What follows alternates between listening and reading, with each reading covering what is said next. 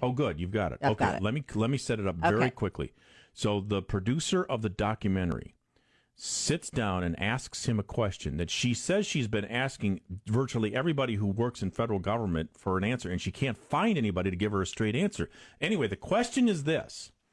If the United States government is printing money, which it is, then why is the United States government borrowing the money that it prints?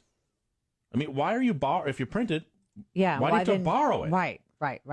It's a very simple, straightforward question, right? Seems like a strange way to pay interest on something. Right. Yeah. Okay, so that's the setup, and you say you have this queued up and ready to go. Here's his answer. Well, again,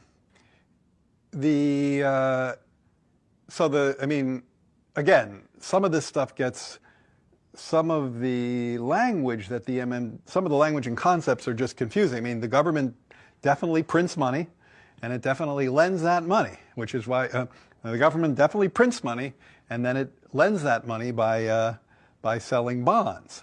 Is that what they do? They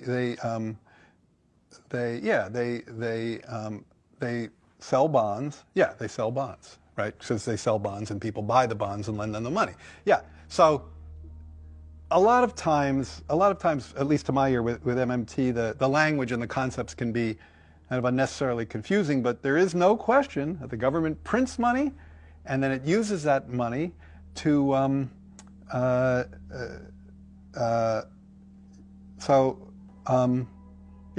guess I can't really talk. I don't get it. I don't know what they're talking about. Like, because it's like the government clearly prints money. It does it all the time, and it clearly borrows. Otherwise, we wouldn't be having this debt and deficit conversation. So I don't think there's anything confusing there. Well, that was actually all confusing. The whole thing. This is the chief of the Council of Economic Advisors to President Biden. Wow.